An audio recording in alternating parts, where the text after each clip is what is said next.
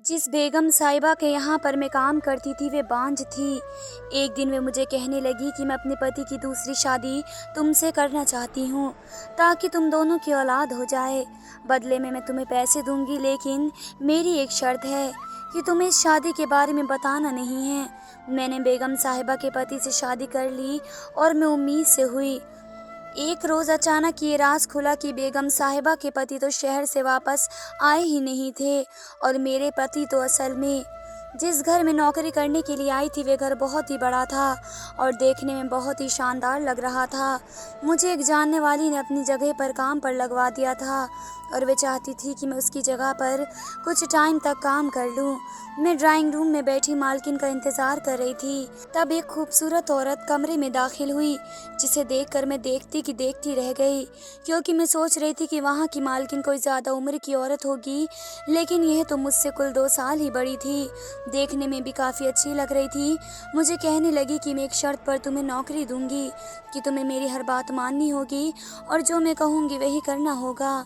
मैं तो यही काम करने के लिए आई थी, इसलिए मैंने कहा कि आप जो कहेंगी वैसा ही करूँगी, क्योंकि मुझे इस वक्त नौकरी की बहुत ज़्यादा ज़रूरत है। अगले दिन से मैं काम पर जाने लगी, लेकिन ये घर मुझे बहुत अजीब सा लगता था क्योंकि यहाँ पर सिर्फ 2 ही नौकर थे और घर बहुत बड़ा था। अकेली मालकिन रहती थी। पता चला कि वे शादीशुदा हैं, लेकिन मैंने उनके पति को अभी तक नहीं देखा था और ना ही मालकिन का कोई ससुराल में से या फिर मायके से यहाँ आया था। एक दिन बेगम साहिबा ने मुझे बताया कि हमने पसंद की शादी कर ली थी, इसलिए हमारे घर वाले नाराज़ हैं। यही वजह है कि यहाँ पर मैं अकेली रहती हूँ, जबकि उनके पति काम के सिलसिले में ज़्यादातर बाहर रहते हैं और महीने 2 महीने में ही चक्कर लगाते हैं। मुझे बेगम के पति को देखने का बहुत ज़्यादा शौक था, क्योंकि वह हर वक्त अपने पति की बातें बताती रहती थी, अपने पति की तारीफ़ करती रहती थी। वे उनसे बहुत ज़्यादा प्यार करती थी और उनके लिए महीने का लाखों का खर्चा दे रहा था। मालकिन कुछ करती तो नहीं थी, सारा दिन घर पर ही रहती थी, तो उनके पति उनका सारा खर्चा उठाते थे। कभी कभी मैं उनका आला और ब्रांडेड सामान देखकर हैरत में पड़ जाती थी कि असल ज़िंदगी तो इन अमीर लोगों की है, हम गरीब लोगों तो उनकी सेवा करने के लिए बने हैं। 1 महीना हो गया था मुझे काम करते हुए, जब एक दिन बेगम मुझे कहने लगी कि तुम ऐसा करना कि 1 हफ्ते के लिए छुट्टी कर लो, क्योंकि मेरा पति वापस आ रहा है और मैं सारा वक्त उसी के साथ गुजारना चाहती हूँ। हम दोनों बाहर कहीं घूमने फिरने चले जाएंगे, तो घर पर तो कोई होगा नहीं, तो तुम्हारे आने का कोई फ़ायदा नहीं होगा। मैं मालकिन से कहना चाहती थी कि मुझे आने दो, मैं एक बार आपके पति को देखना है, लेकिन पति के बारे में ये बात कह नहीं पाई थी। मैं असल में देखना चाहती थी कि बेगम जितनी प्यारी हैं, क्या उनके पति भी इतने प्यारे हैं या नहीं। यहाँ तक कि मुझे लगा था कि बेगम साहिबा ने दौलत की मज़े से साहब से शादी की होगी और उनके पति अच्छे भी नहीं होंगे, क्योंकि जब मैं उनसे बात करती थी कि मुझे अपने पति की तस्वीर दिखा दो तो वो मुझे टाल देती थी, जिससे मुझे यही लगता था कि बेगम साहिबा के पति ज़रा से भी अच्छे नहीं हैं, इसी वजह से वे किसी को दिखाना नहीं चाहती हैं। खैर 1 हफ्ते की छुट्टी के बाद मैं काम पर गई तो घर में फिर से वही सन्नाटा था, क्योंकि बेगम साहिबा अकेली थी। मेरे पूछने पर उन्होंने बताया कि उनके पति कल ही वापस काम पर चले गए हैं। मैं अपने काम में मसरूफ़ हो गई थी, दिन यूं ही गुजरने लगे थे। लेकिन इसके बाद कई बार ऐसा हुआ जब बेगम साहिबा के पति छुट्टी पर आते थे तो वे मुझे मेरे घर पर भेज देती थी। एक दिन ऐसा हुआ कि बेगम साहिबा ने मुझे जिस दिन काम पर आने के लिए बोला था, उस दिन से 1 दिन पहले मैंने देखा साहिबा को अपने पति के साथ बाजार में देख लिया था। अगले दिन मैंने बेगम साहिबा से पूछा कि कल जो साहब आपके साथ बाजार में थे क्या वे आपके पति हैं। मालकिन के पहले तो घबरा गई, फिर मुस्कुराकर हाँ में सर हिला दिया। जो शख्स बेगम साहिबा के साथ था वे तो बहुत अच्छा था, मेरे सारे इरादे भी गलत निकले कि वे कोई बदसूरत इंसान होगा। मैंने महसूस किया कि वे कुछ परेशान हैं। फिर अगले दिन मैंने यही हालत देखी तो मैंने बेगम साहिबा से पूछ लिया कि आप इतनी परेशान क्यों हैं। तो अचानक ही मेरा हाथ पकड़कर कहने लगी, क्या तुम मेरी मदद करने का वादा करती हो? अगर तुम मेरी मदद करने का वादा करोगी तो मैं तुम्हें अपनी परेशानी बताऊंगी। हाँ ज़रूर, मेरे बस में होगा तो मैं ज़रूर करूँगी। मैंने अपनी रिपोर्ट कराई थी, उन रिपोर्ट्स के मुताबिक मैं कभी माँ नहीं बन सकती हूँ। यह कहकर वह रोने लगी और कहने लगी कि मैं अपने पति को औलाद की खुशी से महरूम नहीं करना चाहती हूँ, क्योंकि पहले ही हमारी शादी को 4 साल गुज़र चुके हैं। इसीलिए काफ़ी दिनों की सोच विचार के बाद मैंने एक बड़ा फ़ैसला लिया है कि मैं अपने पति की दूसरी शादी करवा दूँगी, ताकि वह औलाद की खुशी उसे मिल जाए। मैं हैरानी से पूछा कि आपके पति तो आपसे बहुत ज़्यादा प्यार करते हैं, क्या वे दूसरी शादी के लिए मान जाएंगे? तो बेगम साहिबा कहने लगी कि मैं उसे समझा दूंगी, लेकिन मेरे लिए सबसे बड़ा मुश्किल काम है लड़की देखने का है, जो कि कोई भी लड़की सौतन बनना कभी पसंद नहीं करती है। अचानक बेगम साहिबा बात करते करते चौंकने लगी और मेरी तरफ देख कर कहने लगी कि अगर मैं तुमसे एक बात कहूँ तो तुम मान जाओगी? मैंने कहा, आप बोलिए। आप तब वे कहने लगी कि तुम मेरे पति से शादी करने के लिए मान जाओ, और वे मेरे पैरों में पड़कर मुझसे इल्तिजा करने लगी। देखो, मैं तुम्हारे अलावा और किसी पर एतबार नहीं कर सकती हूँ। अगर किसी को भी कहूँगी तो वे मेरे पति को मेरे खिलाफ भड़का कर पहले मुझे तलाक दिलवा देगी, फिर शादी कर लेगी। तो मैं अपने पति को खोना नहीं चाहती हूँ। तुम मेरे पति से दूसरी शादी करके उसकी औलाद पैदा करके दे दो। बदले में मैं तुम्हें बहुत सारे पैसे दे दूँगी, जितने तुम पैसे कहोगी उससे भी ज़्यादा दूँगी। ये सुनकर तो मेरे होश उड़ गए। मैंने सोचा भी नहीं था कि मेरी किस्मत इस तरीके से पलट जाएगी। मेरी किस्मत खुद दरवाजे पर चलकर मुझे मौका दे रही थी कि मैं कुछ पैसे कमा लूँ। इतने सारे पैसे से तो मैं अपनी आने वाली ज़िंदगी बहुत अच्छे से गुजार सकती थी और अपने माँ बाप की परेशानी को भी दूर कर सकती थी।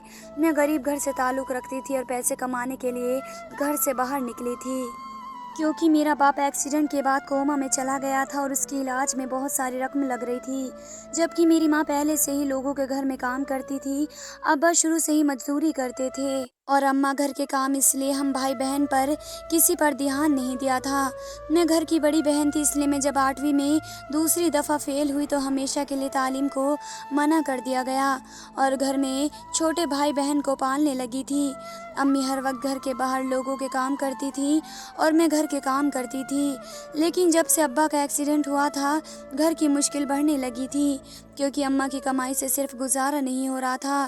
तो मैंने सोचा कि मुझे भी घर से बाहर निकलकर काम करना चाहिए, क्योंकि मैं तो पढ़ी लिखी नहीं थी, इसलिए मैं भी अम्मा वाला काम ही कर सकती थी और लोगों के घर में जाकर साफ सफाई करती। इसलिए मैंने अपनी एक दोस्त को कह रहा था कि जब भी उसे कोई काम मिले तो वह मुझे भी बता दे, और उसके कहने पर मैं यहाँ पर आ गई थी। और मैंने अच्छा ही किया था कि मैंने उसकी बात मान ली थी, क्योंकि अब जो भी ऑफ़र मेरी तरफ आया था वे किसी तरह से ठुकराया नहीं जा सकता था। मैंने कहा, ठीक है कि मैं आपके पति के साथ दूसरी शादी करने के लिए तैयार हूँ, लेकिन मुझे बहुत सारे पैसे चाहिए। तो मालकिन कहने लगी, तुम्हें जितने पैसे चाहिए मैं उतने तुम्हें दूँगी, लेकिन मेरी भी एक शर्त है कि तुम शादी के बारे में तुम किसी को भी नहीं बताओगी, यहाँ तक कि अपने घर वालों को भी नहीं बताओगी। बच्चा पैदा हो जाएगा तो तुम्हें तलाक लेनी होगी। मैं यहाँ पर दिन रात बेगम साहिबा के ही साथ रहती थी और तभी घर पर जाती थी जब उसके पति घर आते थे।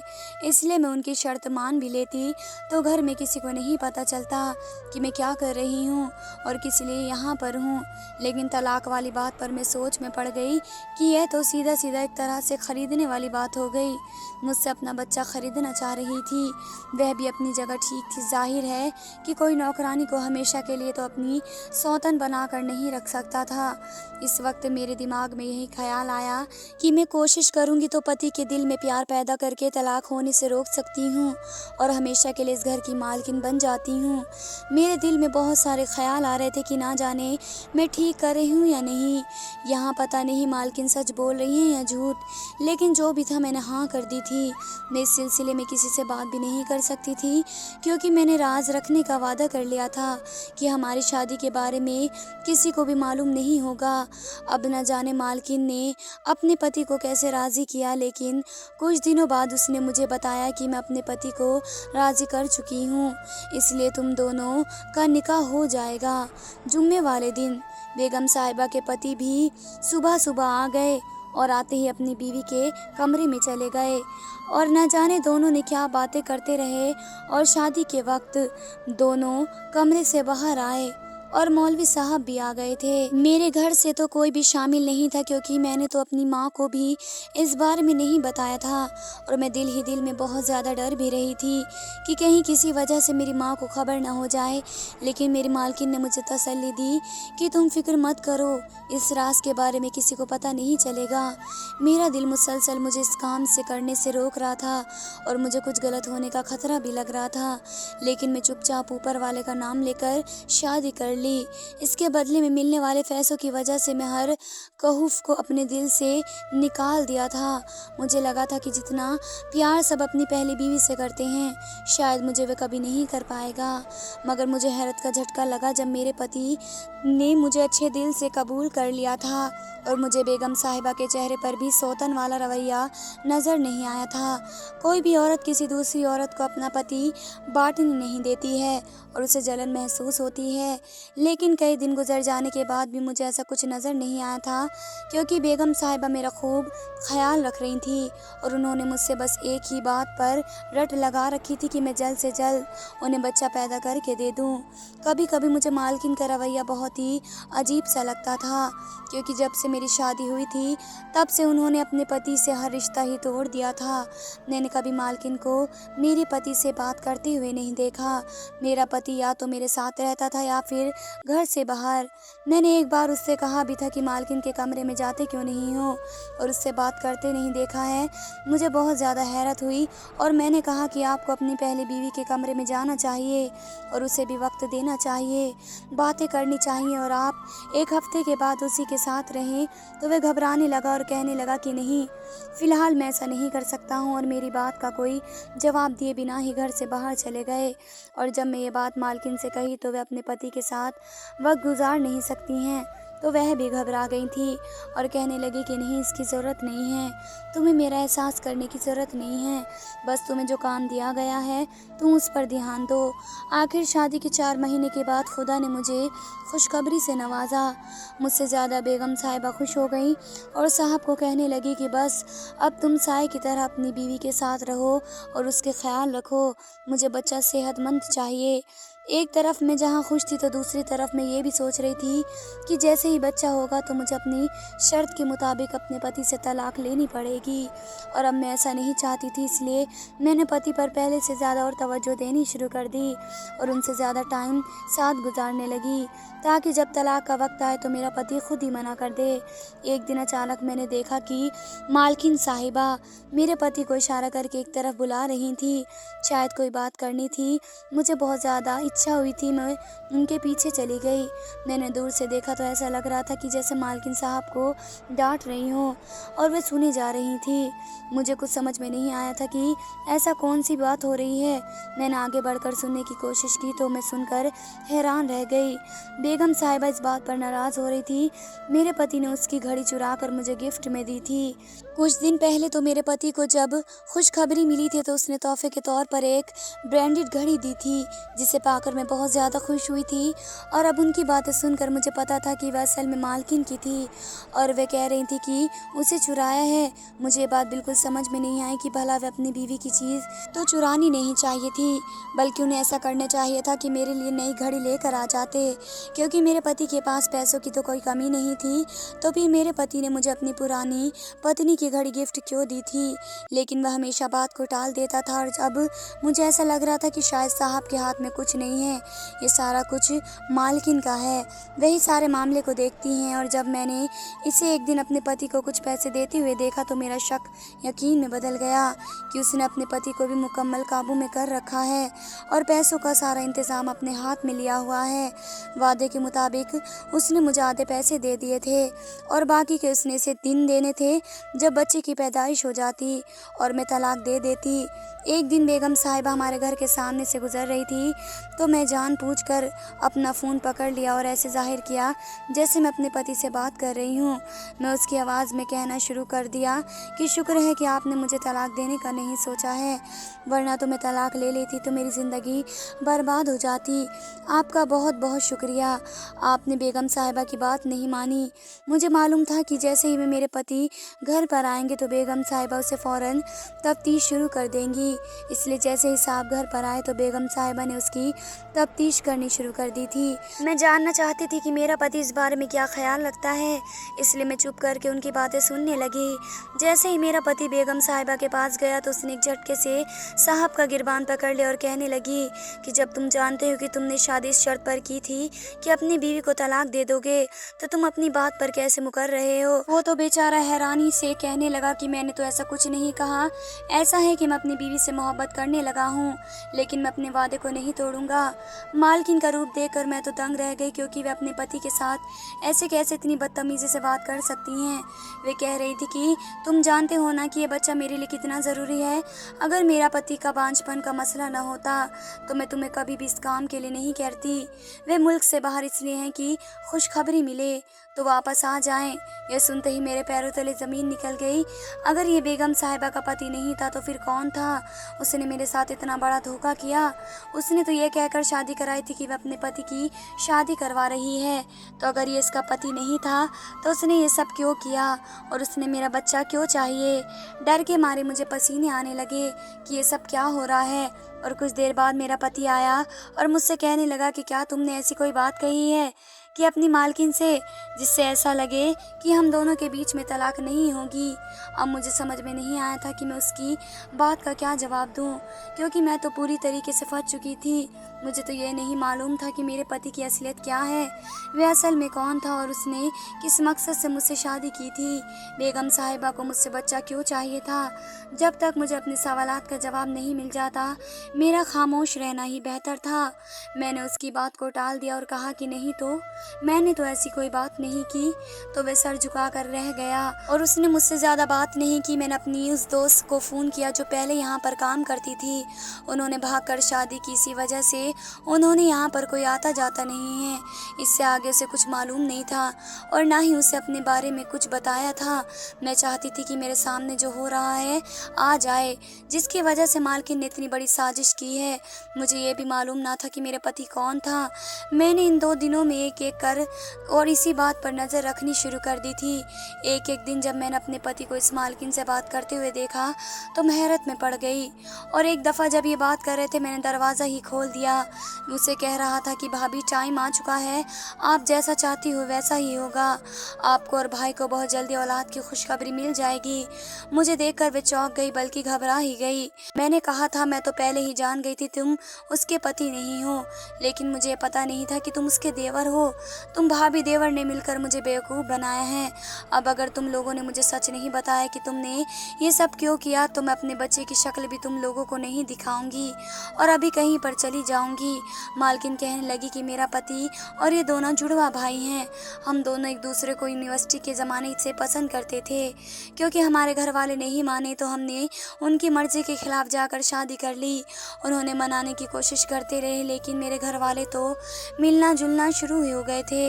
मगर मेरे ससुराल वालों ने मिलने की वजह ये रखी थी कि जब तक मैं औलाद की खुशखबरी ना दे दूं, तब तक वे मुझे नहीं अपनाएंगे और ना ही अपने घर में कदम रखने देंगे और ना ही जायदाद में हिस्सा देंगे।